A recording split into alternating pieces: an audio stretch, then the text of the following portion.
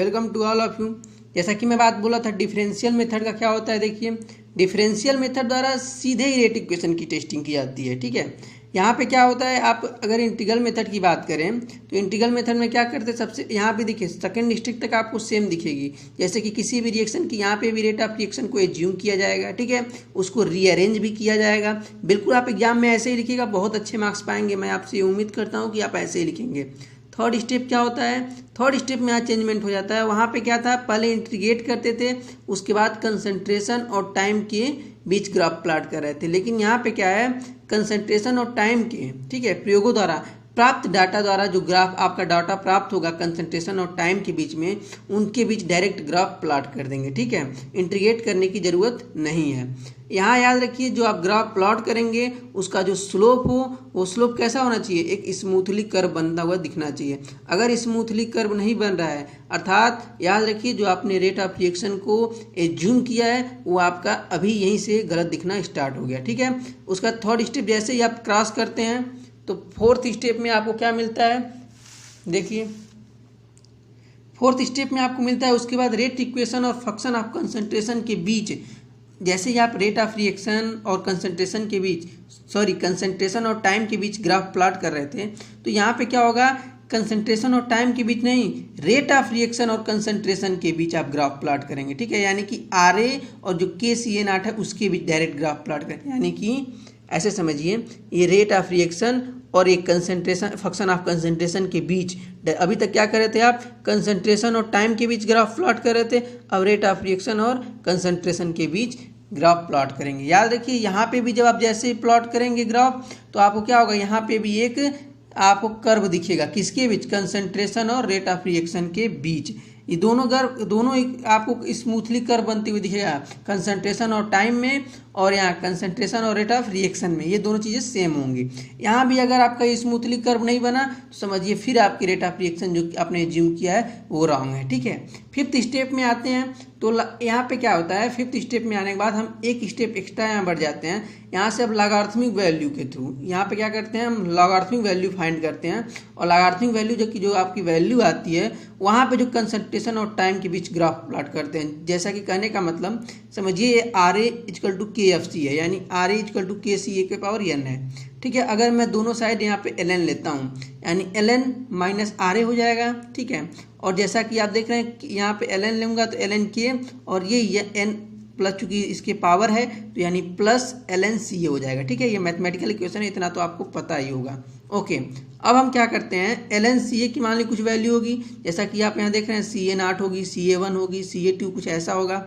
Similarly ln यानी ये ln minus RA, इसका कुछ वैल्यू होगी, minus RA1 minus RA2 minus RA3, ऐसा कुछ आपको दिखेगा। ठीक है, ओके, अब आप जब देखेंगे, चूँकि जब इसके बीच ग्राफ प्लॉट कर रहे हैं तो आपको कुछ डाटा ऐसी जब निकल के आएगी इसकी, किसके बीच, यहाँ रेट ऑफ रिएक्शन और इसके बीच ln CA के बीच, तो आपको कुछ इसके बीच में जो आपका स्लोप है कुछ डाटा वैल्यू दिखेगी, जिसके अकॉर्डिंग आप क्या करेंगे, स्लोप को मैच कराएंगे। ठीक है, तो यह स्लोप अगर आपका स्ट्रेट लाइन दिखेगा, यानी बिल्कुल आपका लीनियर ऐसे दिखेगा, तो यानी अर्थात आपका यहाँ पे क्लियर हो जाएगा कि गेस की गई वैल्यू सही है। याद रखिए कुछ डाटा ऐसी होंगी इसमें जो कुछ हद तक तो जाएंगे, लेकिन बीच में वो 1 से 2 डाटा ऐसी होंगी जो अलग होगी। तो ऐसा नहीं कि 1-2 अलग जा रहे तो आपकी रेट ऑफ रिएक्शन जो एज्यूम क्यों गलत है, नहीं नहीं, बिल्कुल ऐसा नहीं है, वो बिल्कुल सही है। ऐसे मैंने यहाँ पे नोट्स में लिख भी दिया है, it is not necessary in this graph that curve which pass through each point. कोई जरूरी नहीं कि जो आपका आप पॉइंट मैच किए हैं वो हर एक पॉइंट पर सेम हो। ठीक है, अब हम देखते हैं कि डिफरेंशियल मेथड में और इंटीग्रल मेथड में क्या इंपॉर्टेंट होता है, कैसे क्वेश्चंस बनते हैं। आइए याद रखिए फ्रेंड्स, ये बहुत ही इंपॉर्टेंट टॉपिक है। अक्सर पूछता है, या तो पूछ देगा इंटीग्रल मेथड क्या होता है, या तो पूछ देगा डिफरेंशियल मेथड क्या है। अगर यह भी नहीं पूछा तो ये तो जरूर पूछेगा कि डिफरेंशियल मेथड और इंटीग्रल मेथड में क्या डिफरेंस है। अगर इससे भी आप बच गए तो लास्ट में एक टॉपिक तो पूछ ही देगा, इंटीग्रल मेथड से first order, second order, zero order या nth ऑर्डर, किसी एक ऑर्डर का, या हाफ लाइफ मेथड। ठीक है, आप फाइंड करिए, ये आपको जरूर कोई एक ना एक दे देगा। चलिए 2 चीज़ें इसमें सॉल्व करते हैं, अगली वीडियो में देखेंगे first order, second order, zero order, nth order क्या होता है। अभी देखिए इंटीग्रल मेथड और डिफरेंशियल मेथड में डिफरेंस क्या है। जैसा कि आपने देखा है इंटीग्रल मेथड इजी है। क्यों इजी है?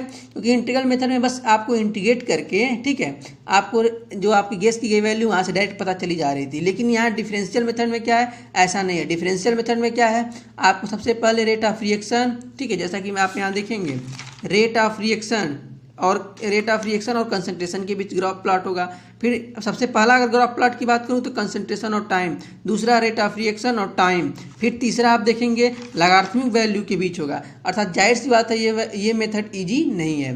दूसरी बात आती है जब स्मॉलर डाटा हो तब इंटीग्रल मेथड का यूज करते हैं, और वहीं जब मोर एक्यूरेट, जाहिर सी बात है जैसा कि आप देख रहे हैं, जब कोई जैसे कि ऐसे समझिए कि ऐसा कोई रेट ऑफ रिएक्शन जो काफ़ी जैसे कि जब मैं रेट ऑफ रिएक्शन और कंसंट्रेशन के बीच डाटा निकालूंगा और वह डाटा काफ़ी लंबा समय समझा, जैसे कि ऐसे समझिए यहाँ पे यह वैल्यू अगर जो है आपकी काफ़ी दूर तक जा रही है, यानी CA0, CA1, CA2, CA3 ऐसे करके जा रही है, ठीक है, तो वहाँ के लिए हम यूज करते हैं कि कौन सा, डिफरेंशियल मेथड। जबकि कम रेट ऑफ रिएक्शन के लिए हम यूज करते हैं आपका ये इंटीग्रल मेथड। वहीं अगर बात करूँ लास्ट टॉपिक की तो क्या होगा, सिंपल रेट इक्वेशन क्या होता है के लिए यूजफुल होता है, कौन सा, इंटीग्रल मेथड। सिंपल जैसे मान लो मैं किसी एक के प्रोडक्ट के लिए यानी कि यूनिमॉलिक्यूलर के लिए आया, ऐसे कुछ रिएक्शंस के लिए क्या होता है आपका इंटीग्रल मेथड यूज होता है। वहीं आपका अगर देखिए डिफरेंशियल मेथड तो मोर कॉम्प्लिकेटेड इक्वेशन के लिए यूजफुल होता है। जब ये सिंपल के लिए होता है तो ये क्या होता है, मोर कॉम्प्लिकेटेड, यानी एक से ज़्यादा रिएक्शन जो आपको वहाँ देखने को मिलेंगे वहाँ पे अक्सर आप देखते हैं डिफरेंशियल मेथड का यूज होता है।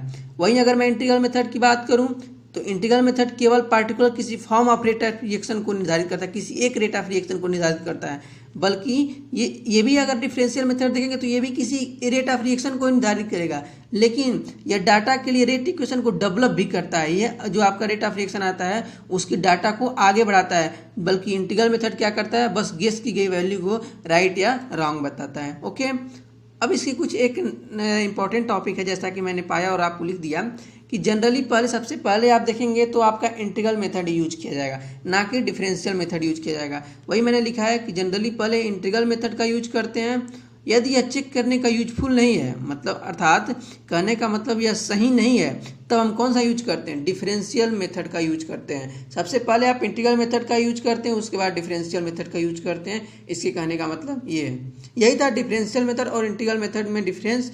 बाकी जो सारी कन्फ्यूजन्स है, जाहिर सी बात है थ्योरी है तो बहुत सारी कन्फ्यूजन्स यहाँ पे आपको डेवलप हुई होंगी, बट डोंट वरी, जैसे ही हम इसका डेरिवेशन करेंगे तो मैं आपको एक चीज़ें दिखाऊंगा कि कैसे किसी भी रिएक्शंस की कन्वर्जन मैक्सिमम 1 होती है, मिनिमम 0 होती है, ये सिद्ध करके दिखाया जाएगा फर्स्ट ऑर्डर में। फिर ये भी देखा जाएगा वहाँ पे कि कैसे आपने देखा कि इनिशियल में CA0 होता है और किसी टाइम किसी टाइम T पर कैसे वो CA होता है, ये भी आप ग्राफ के थ्रू देखेंगे। याद रखिए CRE में ग्राफ बहुत ही इंपॉर्टेंट है। अभी तो आप डिप्लोमा बेस पे हैं तो ग्राफ से आपको कोई क्वेश्चंस नहीं देखने को मिल रहे हैं, बट जैसे ही आप BTech लेवल का करेंगे या गेट लेवल का अगर मैं बात करूँ तो आपको बिल्कुल ग्राफ से डायरेक्ट क्वेश्चंस ऑब्लिक पूछे जाते हैं। और अगर आप इंटरव्यू बेस में डिप्लोमा बेस पे ही बैठते हैं किसी इंटरव्यू में तो वहाँ भी ग्राफ से सीधे क्वेश्चंस आते हैं, ठीक है, तो वहाँ पे ग्राफ से कई सारी चीज़ें क्लियर होगी। थैंक यू फ्रेंड्स, ये था डिफरेंशियल मेथड और इंटीग्रल मेथड के बीच डिफरेंस। अगले वीडियो में मिलेंगे फर्स्ट ऑर्डर यूनिमॉलिक्यूलर रिएक्शन के लेके, वहाँ पे बहुत सी इंटरेस्टिंग टॉपिक अब शुरू हुई है। यहाँ से आप डेली हमारे इस यूट्यूब चैनल पर बने रहिए। Thank you friends watching my this video.